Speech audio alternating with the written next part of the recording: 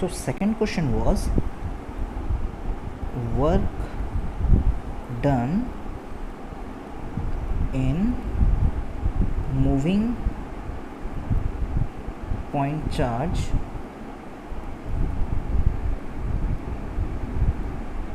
in external field of uniformly charged insulating solid sphere.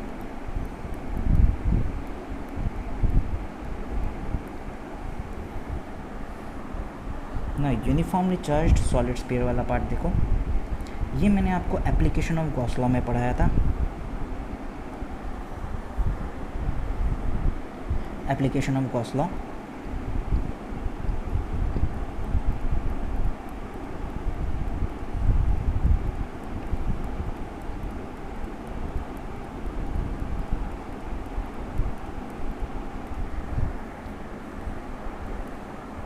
see this is uniformly charged conducting insulating sphere,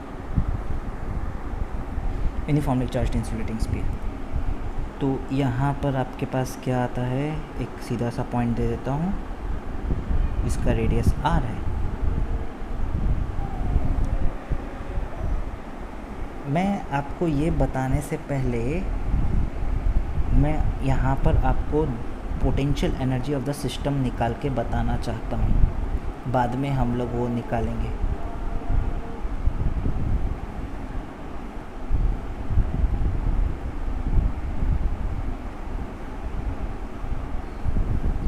और ये पहला case है, this is the system, पहला system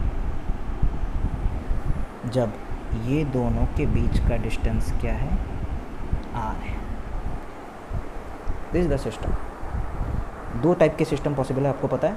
मैं पहले potential energy of the system निकालूँ, फिर potential energy difference निकालना बहुत ईजी होगा। अगर आपको potential energy of the system पता है तो पोटेंशियल एनर्जी डिफरेंस पता चल जाएगा। मैं ये सिस्टम की पोटेंशियल एनर्जी निकालना चाहता हूँ और आपके पास टोटल चार्ज जो अंदर में है वो Q है, यूनिफॉर्मली स्प्रेड है। ना आपके पास फील्ड का फॉर्मूला आपको अच्छे से अगर याद हो तो 1/4πε0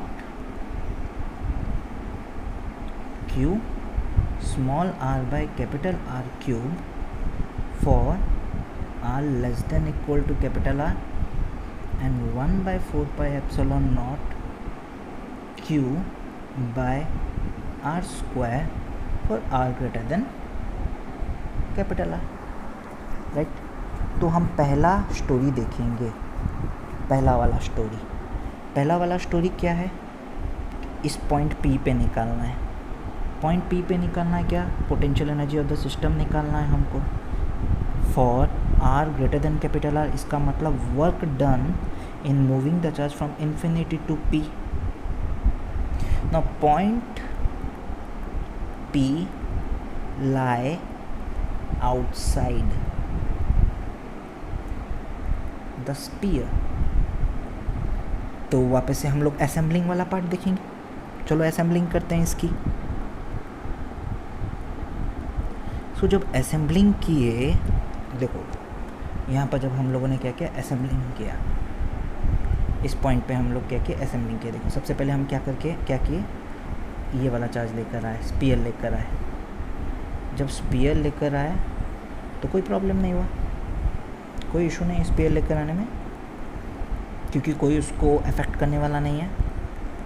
एंड फिर हम लोग क्या किए, दूसरा पॉइंट चार्ज लेकर आए, कहाँ से, इन्फिनिटी से ये पॉइंट P पे, ये भी कोई प्रॉब्लम नहीं है। अब देखो दिस टोटल रीजियन, ये ग्रेटर देन कैपिटल R वाला रीजियन है, अंदर में तो आया ही नहीं। मतलब इन्फिनिटी से P में सिर्फ और सिर्फ यही फॉर्मूला लगेगा, दोनों फार्मूला तो आने वाला है नहीं, क्योंकि आप इन्फिनिटी से p में आ रहे हैं, अंदर तो जाएंगे नहीं। तो कोई भी पॉइंट पे आप ये वैल्यू बोल सकते हैं, force at any point between infinity to p is given by 1 by 4 pi epsilon naught q by r square। कोई डुअल फोर्स नहीं है, सिंगल फोर्स है। तो यहाँ पर जो हम लोग वर्क डन निकालेंगे ये बहुत सिंपल तरीके से हो जाएगा। यहाँ पर इंटीग्रेशन आराम से हो सकता है। हम यहाँ पर वर्क डन निकाल लेते हैं। फोर्स एफ डी आर, तो हम लोग फॉर्मूला भी यूज़ कर लेंगे 1 by 4 pi epsilon naught q by r square D R. इसमें तो कोई टेंशन नहीं है। और ये आएगा स्मॉल आर से, सॉरी इन्फिनिटी से स्मॉल आर तक। ये वैल्यू तो आपको पता ही है, ये हम ऑलरेडी बार बार निकाल चुके हैं। मैं डायरेक्ट लिख रहा हूँ -1 by 4 pi epsilon naught q by r। तो इस केस में आपके पास potential energy of the system वही आएगी जो कंडक्टिंग के लिए आती है। कितनी? 1 by 4 pi epsilon naught capital Q small q by r। जैसा कंडक्टिंग में आती है वही इंसुलेटिंग में आएगी for r greater than capital R, right. Now for r less then small r, next वाला पार्ट देखेंगे। सेकेंड सिस्टम अगर हमारे पास जो बनता है, सेकेंड सिस्टम आपका यहाँ पर जो बनता है वो देखेंगे। Now this is the system. यहाँ पर चार्जेस हैं uniformly distributed,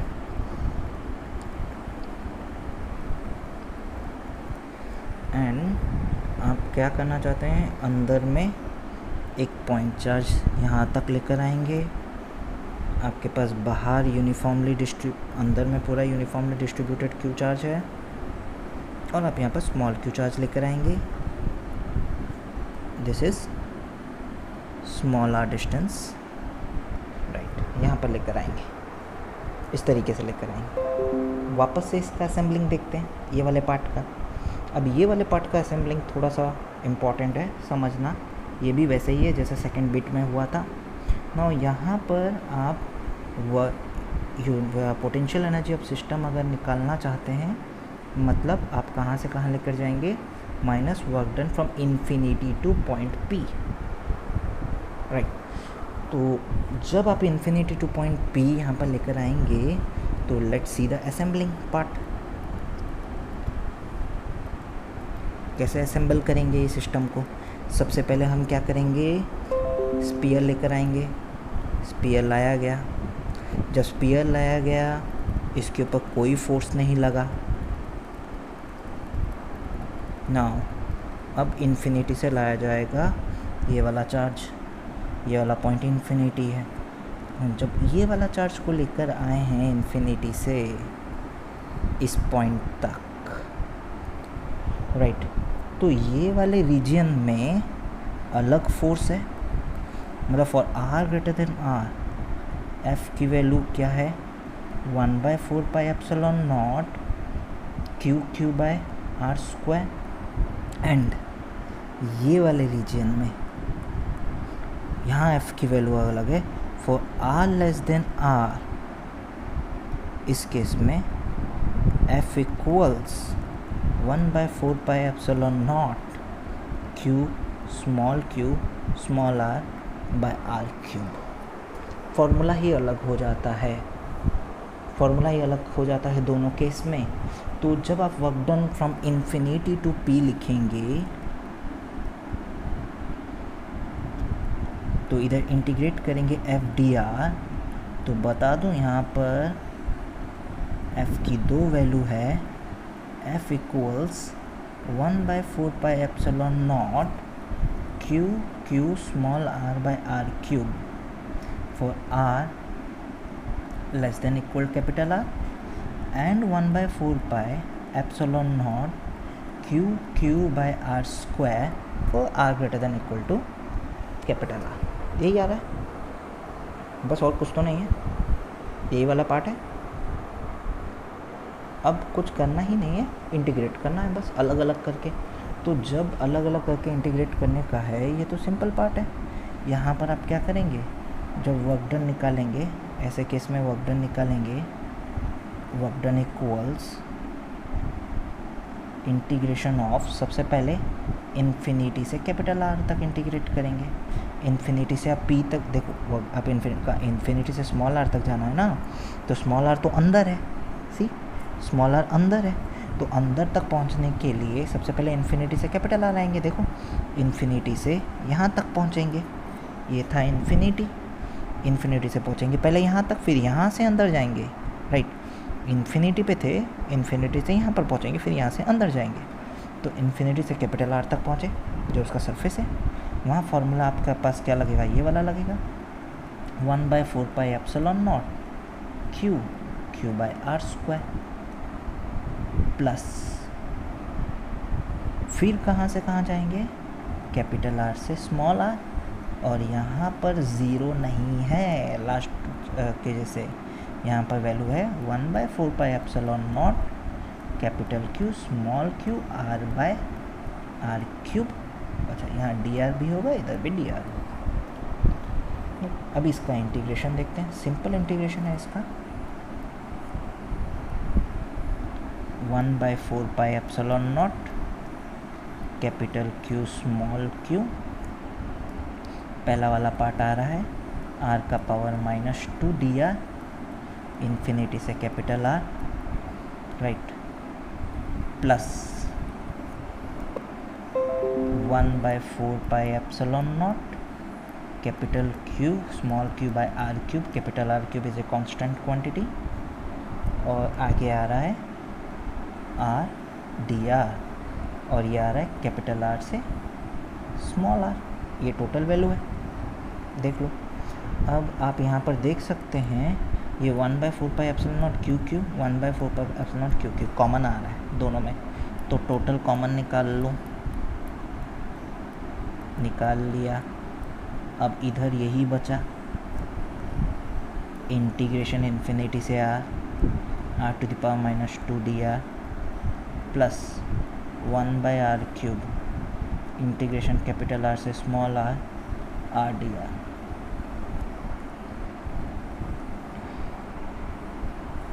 Now value is 1/4 pi epsilon naught q r का पावर -2 की वैल्यू क्या है, r का पावर -1 माइनस इन्फिनिटी से r प्लस 1/r क्यूब, इसका इंटीग्रेशन है r स्क्वायर कैपिटल R से small r।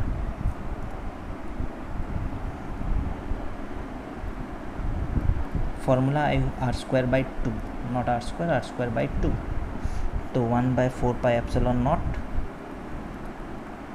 Capital Q small Q, value put किया है, ध्यान से देखो, 1/r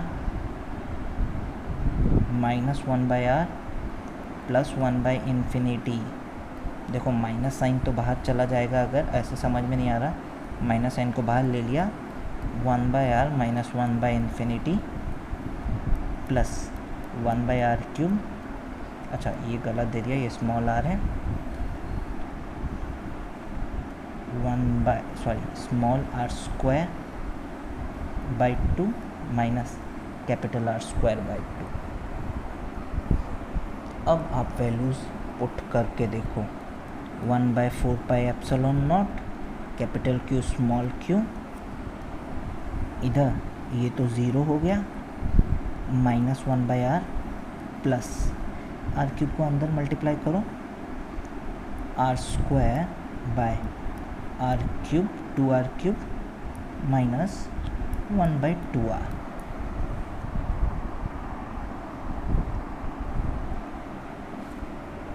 तो अब आपको सब कुछ क्लियर हो जाएगा, वैल्यू कितनी है, और दिखाई दे रहा है r यहाँ से कॉमन निकाल रहा है, 1/4πε0 क्यू बाय आर कॉमन निकल रहा है, यहाँ -1 बचेगा, यहाँ -½ बचेगा, तो हो गया r²/2r³ -3/2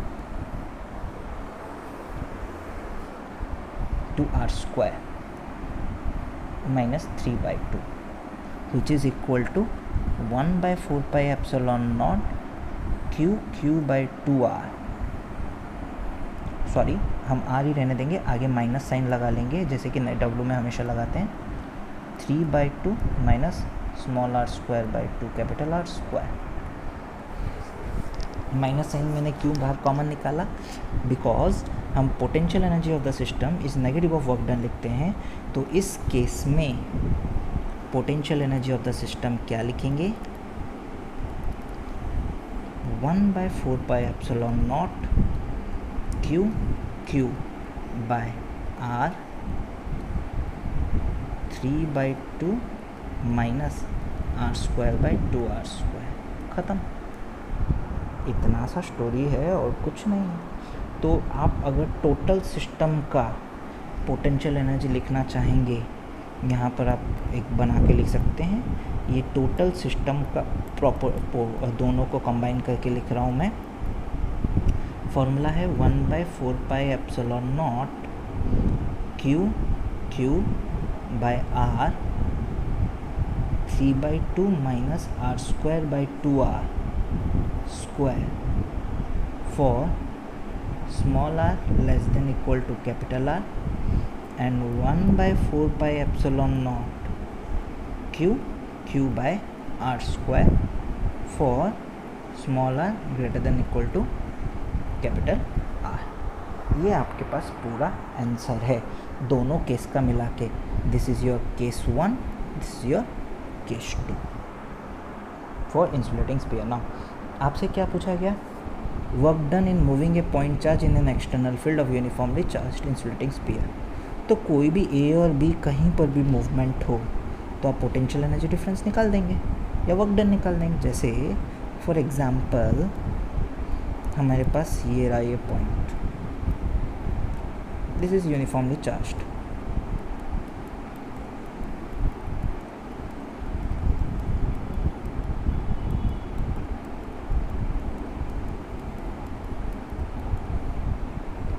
तो आपके पास ये रहा पॉइंट पी,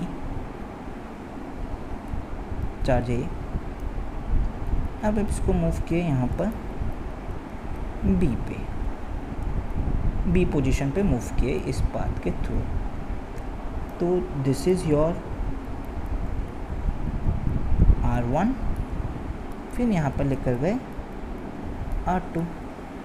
तो अगर मैं आपसे पूछूं what is work done from A to B, ये जानना है, तो आप बोलेंगे सर ठीक है, work done from A to B can be calculated as negative of potential energy difference, that is minus potential energy at A, potential energy at B minus potential energy at A। सो आपको पता है potential energy at B के बाहर है, तो 1/4πε0 q/r2। potential energy of A 1/4πε0 q/r1। तो आप यहाँ पर आराम से इसको कैसे निकाल देंगे? So work done from A to B equals minus sign बाहर आ गया, 1/4πε0 q एंड q कॉमन है, 1/r2 माइनस 1/r1। सी कितना इजीली निकल गया। All you need to do is to remember the potential energy of the system.